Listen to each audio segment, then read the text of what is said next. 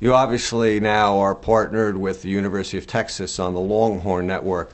Why did you choose that school for the first really independent school TV deal? Well, there's no school like Texas, right? And football in Texas means a great deal to consumers in Texas, and so they had an opportunity to create a cable network that was unique and compelling, and we did it for them. And I think it's going to be great for their university. I think it's going to be great for their students, and it's going to be good for their athletic program. Do you see a lot of risk there, George? I mean, you look at Notre Dame, which has long been on NBC.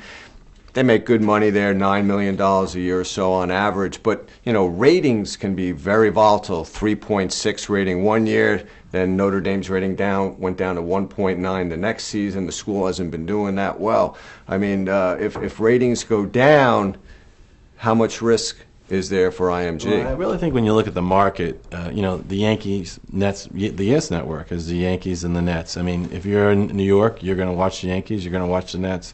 If you're in Texas, you're going to watch Texas football, you want to watch Texas basketball, you like Texas baseball, and you like the University of Texas. So I think in the local market, Texas really is quite relevant, and I think much like many of the local pro sports teams, I think they'll hold their own quite well. And you think there's enough University of Texas football programming to keep a network like that busy? Absolutely, absolutely. I think people crave information and news and information, and I think the Longhorn Network is going to help satisfy that demand in Texas for football, basketball, and baseball.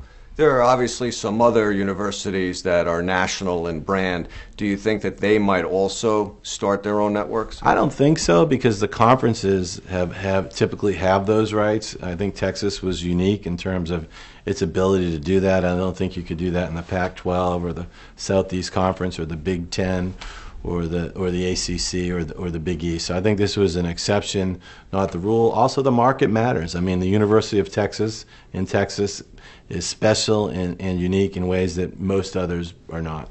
But in terms of other networks, this is because ESPN is the partner on the Longhorn Network, and then also ABC is the partner for the Big 12. So that made this deal okay. Well, that helped obviously from an ESPN's ABC standpoint. I think that enhanced their position long term with being tied to Texas, and probably a good investment on their part as well.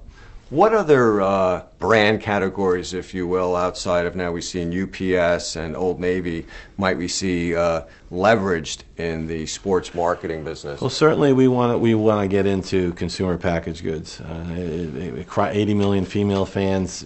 Females make the buying decisions on the aisles. Certainly, that's something that's attractive. I think also when you look at 29 million people that earn over 100,000.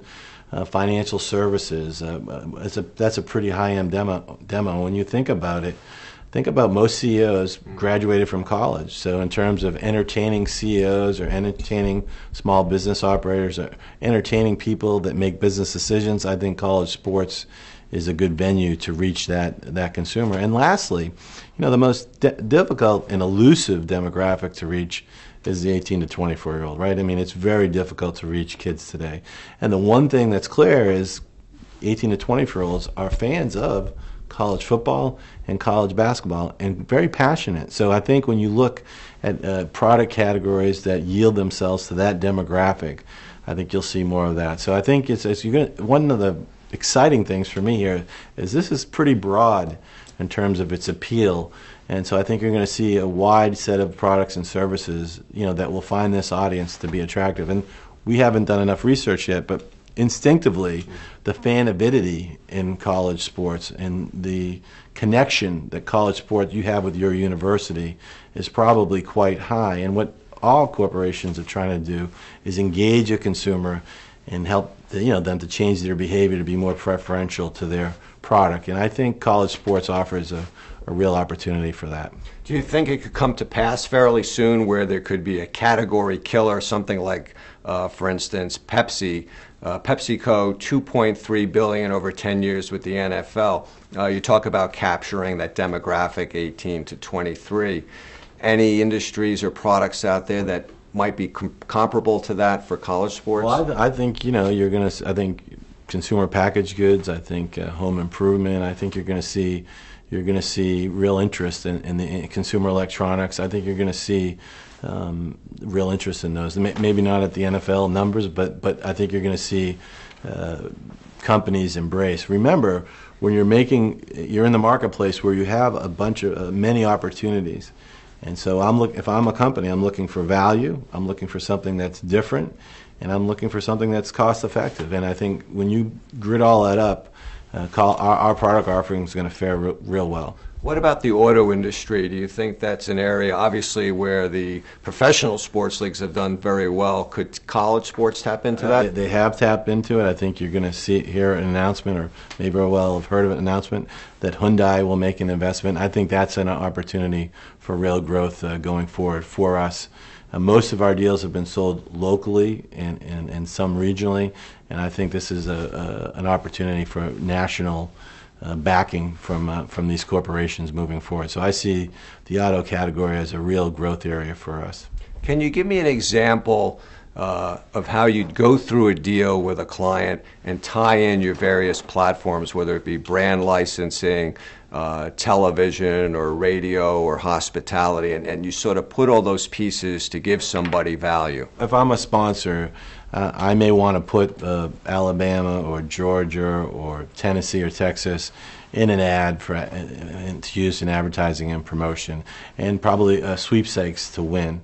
And part of the sweepstakes to win might be, go to practice, go to the spring game, go to, be an honorary member of the team, flip a coin at the 50-yard line, all of things which, by the way, are done in all the other pro sports but not done in college. So I think, I can use the school's logo, I can create innovative promotions, I can buy television, I can buy radio, I can buy digital media, I can buy tickets and hospitality all in one package for one school or for 49 schools in the top 50 markets in America. So that I can do it by region, I can do it locally, I can do it nationally, I can do all of that or some of that. That's what we're offering, and that's what's different. How important in your strategy is it the fact that you are the largest programmer, radio broadcaster of college sports, and also among the largest managers of local television programming of college sports? Well, I think those coaches shows are compelling and interesting, and I think there'll be some interesting things you can do in repurposing the coaches shows digitally, and I think people will want to interact with the Nick Saban or whoever, Mac Brown, whomever the coach may be, John Calipari. So I think the coaches shows are really interesting and compelling programming that I think we can do some more creative things with going forward. Obviously, 28,000 hours of radio broadcasting in terms of the games. We have 40 to 50 million listeners a week, and so that's a compelling offering for us as well. And again, we're pretty flexible, and also repurposing some of that content digitally is also something we're evaluating right now. And you've also branched out into some relatively new areas in recent years. You have a venture with Legends Hospitality Management, which is co-owned by the Dallas Cowboys and the New York Yankees, to market premium seat licenses and other tickets. In these types of new areas, is this incremental revenue, or do you see this as a growth area? We see this as a growth area. The venture with the Cowboys did a great job. That market wasn't as robust as we might have thought because we kind of ran into the fundraising. PSLs in college really are done by fundraising, which made the opportunity a little less significant than we would have hoped, although we worked out something with the Rose Bowl. But things like ticketing is a good example. We've signed 10 or so schools in ticketing. We think that can be a good business, and affinity marketing and other really businesses that we think we can bring to college sports that haven't been there before. We now have the scale to do that.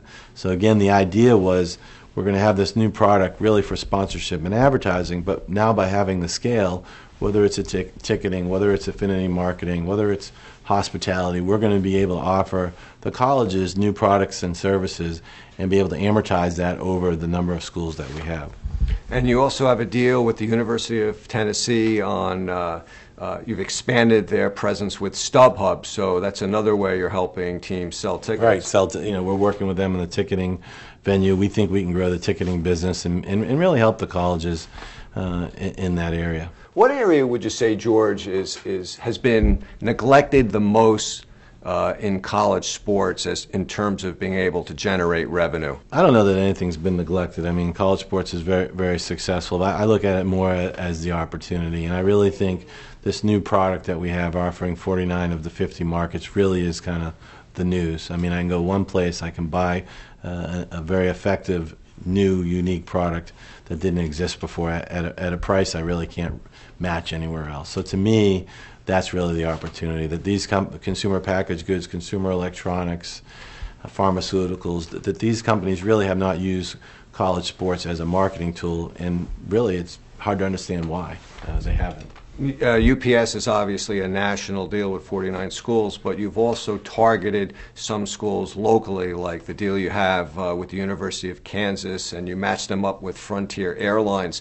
Is the local market for some lesser schools also potentially attractive? Critically important for us that we do a great job at all 74 schools, and you know, we're going to be focusing on trying to create more value for the schools in the local market, because you know, in Nebraska, the Cornhuskers, Lincoln, Nebraska, that's it. You know, you take the Tennessee Volunteers. You know, in New York, we have the Yankees, you have the Giants, you have the Jets, you know, you have the Knicks, you have the Nets, you have all these teams. In Knoxville, Tennessee, you've got the Tennessee Volunteers. You know, in Lincoln, Nebraska, you've got the Nebraska Cornhuskers. So we think these are great properties, and we want to do a great job for them on a local basis and make sure we afford them all the opportunities that they can get. Also, we also see regionally that there are companies that, you know, national platforms don't make sense for, but certainly Southeast region, the Midwest, the West Coast, the Mountain West, the Southwest, there are companies that find those markets very